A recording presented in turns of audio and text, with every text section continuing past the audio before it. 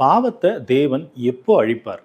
இது கடைசியா நம்ம போட்ட வீடியோல ஒரு கேள்வியாக கேட்டிருந்து, அதனுடைய தொடர்ச்சியாக இந்த வீடியோவ இப்ப நாம பார்க்கலாம். இப்போ இந்த பாவத்த எப்படி அழிக்கிறது? நம்ம எல்லாரும் பாவம் செய்யக்கூடாது அப்படின்னு விரும்புறோம். முயற்சி செய்றோம். ஆனா, நம்மளால அது முடியுதா? நெறைய பேரால அது முடியறதில்ல. சின்ன உதாரணம். ஒருத்தர் தொடர்ந்து குடிச்சிட்டே இருக்கிறார். குடிப்பழக்கம் தன்னுடைய வருமானத்த அழிக்குது. தன் குடும்பத்துக்குள்ள நிறைய பிரச்சனைகளை உண்டு பண்ணுது. தன்னுடைய மனைவி, தன்னுடைய பிள்ளைகள், தன்னுடைய பெற்றோர் இவங்களுக்கு உள்ள சண்டைகளை உண்டாக்கி ஒரு பிரிவினையை உண்டாக்குது.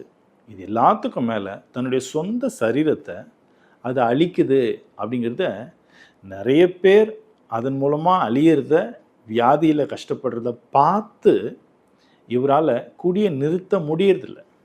ஏன்னா அந்த குடி அப்படிங்கிறது அந்த ஒரு கெட்ட பழக்கம் அவருக்கு ஒரு விதமான ப்ளஷர், ஒரு சின்ன சந்தோஷத்தை ஒரு பகுதியில் கொடுக்குது.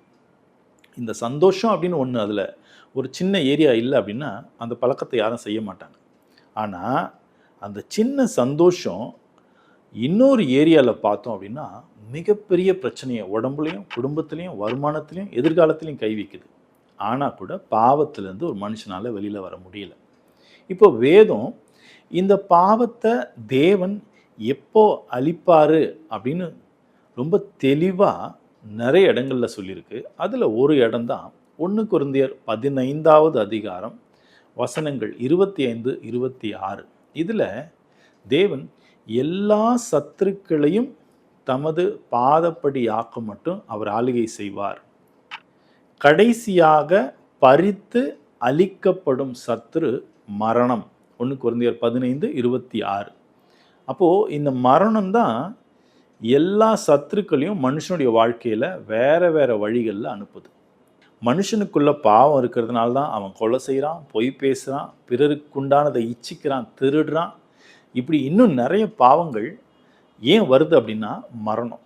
அப்போது வேதம் என்ன சொல்லுது அப்படின்னா, பரிகரிக்கப்படும் கடைசி சத்ரு மரணம்.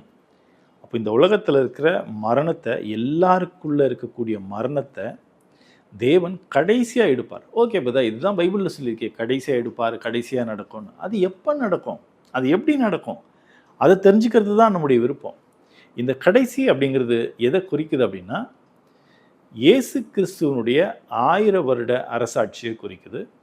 இந்த இயேசு கிறிஸ்துவனுடைய 1000 வருட அரசாட்சியின் முடிவில் தான் இந்த உலகத்தையே பிடித்திருக்கக்கூடிய மிகப்பெரிய சாபமாகிய மரணம் என்கிற அந்த இரும்பு பிடி முழு மனித குலத்தை விட்டும் வெளியில் போகும்.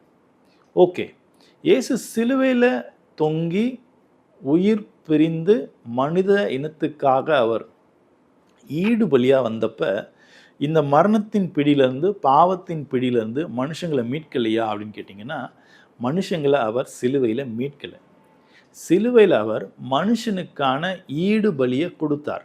அதாவது மனுஷனை மீட்டுட்டார். மீட்கப்பட்ட மனுஷன் எப்படி மரணம் இல்லாத ஒரு வாழ்க்கைக்குள்ளே போகணும் அப்படின்னா, அதை அவனே சம்பாதிக்கணும். எப்படி?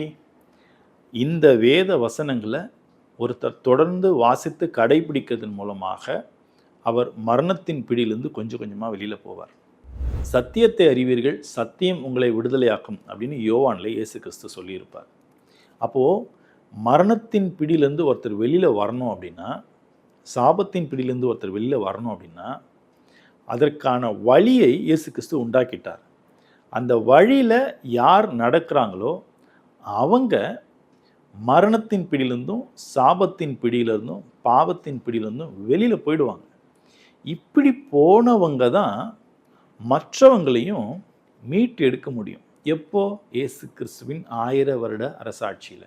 அதில் எப்படி இந்த ஒரு பெரிய சீக்ரெட்டை தேவன் டிசைன் பண்ணியிருக்கிறார் அப்படின்னா, இயேசு என்பவர் தலையாகவும், கிறிஸ்து என்கிற சபையானது அவருடைய பாடியாகவும் ஒன்றாக இணைந்து ஒரு பியூட்டிஃபுல்லான ஆட்சியை இந்த பூமியில் இருக்கிற எல்லா மனுஷங்களுக்கும் கொடுக்க போகிறாங்க. எல்லாருக்கும் வாழ்க்கைனா என்னன்னு டீச் பண்ண போகிறாங்க. ஒருத்தர் இன்னொருத்தர் கூட எப்படி கனெக்ட் ஆகி இருக்கணும், ஒருத்தர் இன்னொருத்தரை எப்படி ஹேண்டில் பண்ணணும், ஒரு மனுஷன் தேவனுக்குள்ள எப்படி வாழணும், நிலத்தை எப்படி யூஸ் பண்ணணும், இப்படி ஒவ்வொன்றையும் இந்த 1000 வருட அரசாட்சியில் எல்லாருக்கும் இந்த கிறிஸ்து என்று சொல்லப்படக்கூடிய சபையார் சொல்லிக் கொடுப்பாங்க. இந்த பாடங்களை, இந்த ஞானத்தை ஒவ்வொரு மனுஷனும் கற்றுக்கொண்டதுக்கு அப்புறம் எல்லாரும் ஒரு முறை திரும்ப டெஸ்ட் பண்ணப்படுவாங்க 1000 வருட அரசாட்சியின் இறுதியில். அந்த டெஸ்ட்டில் ஜெயிக்கிறவங்க நித்திய ஜீவனை பெற்றுக்கொண்டு என்றென்றும் உயிரோடு இருக்கக்கூடிய ஆசீர்வாதமான இடத்துக்கு போவாங்க. இதை ஏசாயால எழுதியிருக்கிற வசனத்தை நம்ம வாசித்து பார்த்தோம் அப்படின்னா, அந்நாட்களில் எல்லோரும் கர்த்தரை அறிகிற அறிவினால் நிறைந்து காணப்படுவார்கள் அப்படின்னு ஒரு வசனம் இருக்கும். அப்போ எப்படி இது நடக்கும்? அந்த அந்நாட்களில் அப்படின்னு சொல்லக்கூடியது 1000 வருட சாட்சி. அதில் எல்லாரும் அப்படின்னா பூமியில் இருக்கிற எல்லாரும் உயிர்ப்பிக்கப்பட்டு வந்து கர்த்தரை அறிகிற அறிவினால் அறிந்து கொண்டு இப்படி தான் வாழணும் அப்படின்றத ரொம்ப தெளிவாக தெரிஞ்சிருப்பாங்க. இன்னைக்கு நடக்கக்கூடிய அநேக குற்றங்களுக்கும் கிரிமினல் ஆக்டிவிட்டிக்கும் முக்கியமான ஒன்லைன் ரீசன் என்ன தெரியுமா? ஹவு டு லிவ், எப்படி வாழ்கிறதுன்னு தெரியல. ஒரு எக்ஸாம் அதில் தோற்றுருவோன்னு தெரிஞ்சால் காப்பி அடிக்கணும், டீச்சரை கைக்குள்ளே போட்டுக்கணும், அல்லது வேறு ஏதாவது குற்ற செயலில் புரிஞ்சு அதில் பாஸ் பண்ணிடணும்.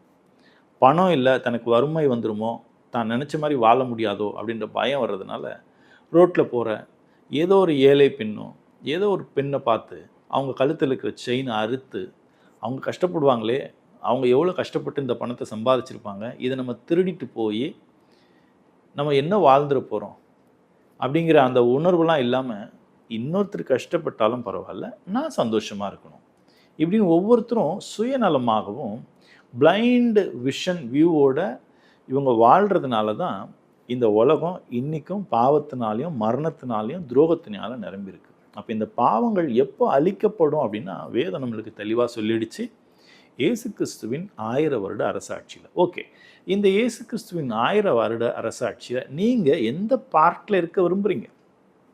ஆளுகை செய்யக்கூடிய இயேசுவினோடு இணைந்து வேலை செய்யக்கூடிய அந்த போர்ஷனில் இருக்க போகிறீங்களா, அல்லது இயேசு கிறிஸ்துவனுடைய ஆட்சியில் ஆட்சி செய்யப்பட்டு கற்றுக்கொள்ளப்பட போகிற நபர்களாக இருக்க போகிறீங்களா?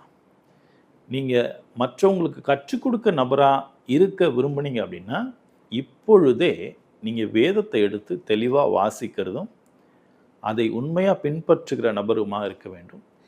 அதை உண்மையாக உங்களை பின்பற்ற வைக்கிறதுக்கு சுயநலம் இல்லாத, பண ஆசை இல்லாத ஒரு திருச்சபையில் நீங்கள் அங்கத்தினராக இருந்தால் மட்டும்தான் நடக்கும்.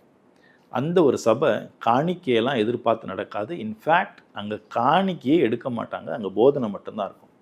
அப்படி ஒரு சபை எங்கே இருக்குது, அதில் நீங்கள் போகணும், அதில் நீங்கள் சேரணும் அப்படின்னு விரும்புனீங்கன்னா எஸ் அப்படின்னு கமெண்ட் போடுங்க.